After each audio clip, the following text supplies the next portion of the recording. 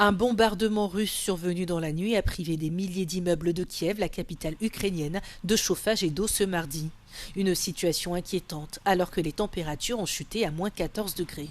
Selon les autorités locales, ces frappes ont fait au moins un mort près de Kiev. Il s'agit d'un homme de 50 ans.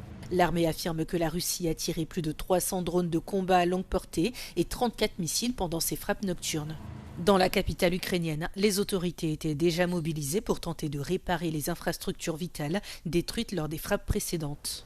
Volodymyr Zelensky, qui a récemment déploré la lenteur des livraisons d'armes, affirme que l'Ukraine a reçu une cargaison de munitions pour ses systèmes de défense aérienne juste avant l'attaque. Celle-ci est survenue environ 10 jours après la frappe la plus importante menée par la Russie contre le réseau énergétique de Kiev depuis le début de son invasion à grande échelle il y a près de 4 ans. Pendant ce temps, les négociations de paix sont quasiment à l'arrêt en raison des tensions entre les États-Unis et l'Union européenne suite à la menace du président Donald Trump de s'emparer du Groenland. Jusqu'ici, les différentes tentatives pour parvenir à une paix durable se sont soldées par des échecs.